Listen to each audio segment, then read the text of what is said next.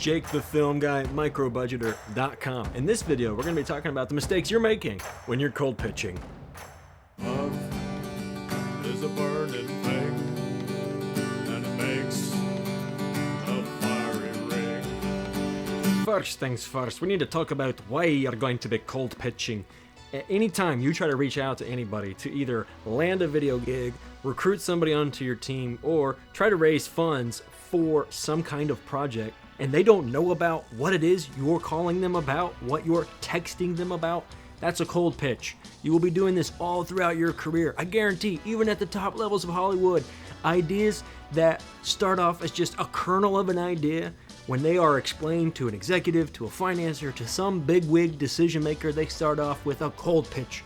So this is a skill we got to work on throughout the course of our video production services and filmmaking careers. What can a cold pitch constitute? Phone calls, text messages, Facebook messages, emails, snail mail, anything is fair game. When somebody's not heard about your idea, it is a cold pitch. If they've heard a little bit about it, it might be a warm idea, and if they're really in tune with what it is that you're doing, and maybe they're starting to see the tip of the iceberg, it could start getting warmer, perhaps even be a hot lead. Now, having said that, there are mistakes that you are making and that I'm making when it comes to cold pitching. The first thing is, I wrote them down here so I don't forget. The first thing is you're not identifying the key decision maker. Oh my word, this happens all the time. Now, let me start off with a time where I did this right. It was actually very recently. I went ahead and in order to try to figure out if I could get my team in with our big old clunky camera to a nursing home to capture some ministry moments as our team was going in, sharing the love of Jesus with some folks in the nursing home. I went ahead and figured out who is the decision maker so that when I placed that phone call, hey, I'm Jake from such and such, is Bob there? Rather than saying, hey, I'm trying to get a hold of the person who can tell me if this is a good idea or not. If you do that, there's a red flag already because the gatekeeper is going to assume that you're a solicitor and you probably won't get past that gatekeeper. You need to know who your decision maker is. I found out in both instances when we were looking to see if we could go to a nursing home, and I'll spare you the suspense, we couldn't. It's a HIPAA violation to bring in a camera and start recording all the patients there. It doesn't work out that way. Having said that, I went ahead and I figured out who the decision makers were ahead of time so that when I could call, I said, hey, I'm Jake from such and such. Is Bob there? Try it now. Hey, I'm Cindy from such and such. Or you can even leave out the from such and such. Hey, I'm Cindy. Is Jane there? Hey, I'm Uncle Bob. Is Tom there? Try it now. Here's a time where that didn't work out so well. I tried for months and months to prospect an architecture firm back in Las Vegas.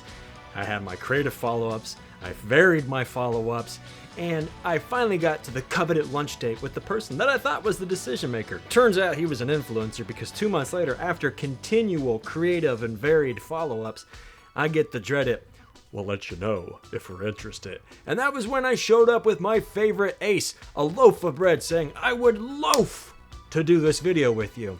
I had the wrong decision maker. That was on me. I could have saved myself a lot of time and heartache if I'd done the homework first. Always find out who the real decision maker is, which leads us into the next point, and that is you got to learn how to get past the gatekeeper. Even if you know who the decision maker is, you got to figure out who that gatekeeper is. Learn to treat them with respect. Do not treat them as anything less than you would your most favorite people in the world. Mom, dad, brother, sister, baby, wife, husband, whoever that may be, treat that gatekeeper as you would them. Bible says it like this: you are to love your neighbor as yourself. Or the golden rule also from the good book says to do unto others as you would have them do unto you. Remember that when you're talking to the gatekeeper, and don't be such a stiff when you call them up. Hey, Susie, when they tell you their name. So good to talk to you. Well, don't say so good to talk to you. Hey, Susie, this is Jake. I'm calling to talk to Bob. Is he available? Hold on, I'll check. All right, thank you so much. I really appreciate you picking up and letting me talk to Bob today. I really appreciate you showing up for work today. Hey, Susie, how's your new year going? You know, you can make chit chat with them while they're waiting. It's not something that is taboo. Do you want to get cheesy? No, and some of my examples were cheesy, but you just want to be organic in the conversation. Don't be a stiff waiting there with dead silence. You don't have to be so businesslike. You can treat them as you would yourself or a loved one. In fact, I encourage you to do that. Here's a time when I didn't do that well. Anytime I prospected a dental clinic in Vegas, oh my word, every time I called, I had the gatekeeper, of course, answer the phone because the head dentist at that little clinic is never going to answer the phone. That's why they have admins. And every time I would call and say, hey, is Dr. Terrell there? This is Jake. Well, hold on, I'll check.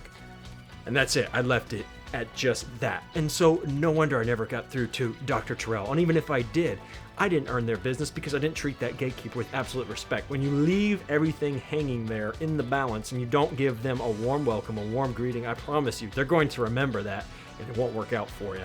So treat them with respect. Do unto others as you would have them do unto you.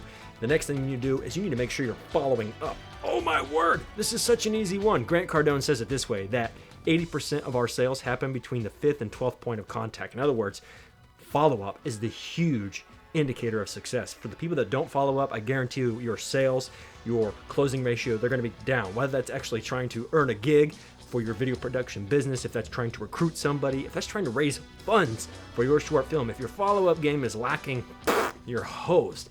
One time that I did do this well is when, again, going back to the earlier example, and this was recent, I went and talked to the gatekeeper, trying to get the decision maker on the phone for the nursing home to see if we could bring in the video equipment.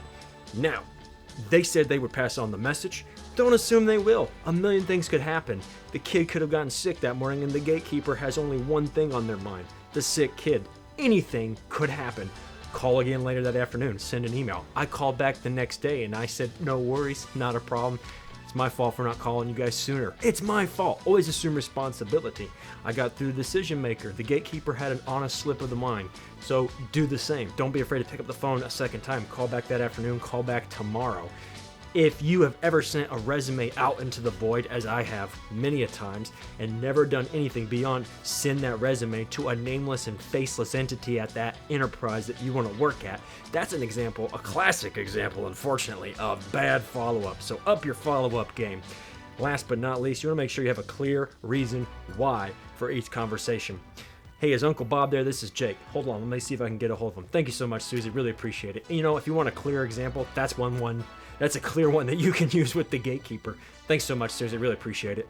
Just be real, be genuine. But once you do get through to that gatekeeper, once you get through that gatekeeper and you get to the decision maker, you need to make sure that your reason for calling is very clear. Uncle Bob doesn't have a lot of time. That's why they have a gatekeeper. Uncle Bob, this is Jake. I know you don't have a lot of time. The reason I'm calling today is because, you know what, I would even leave out the first part. Uncle Bob, this is Jake the film guy. I'm calling today because, and you spit out the reason.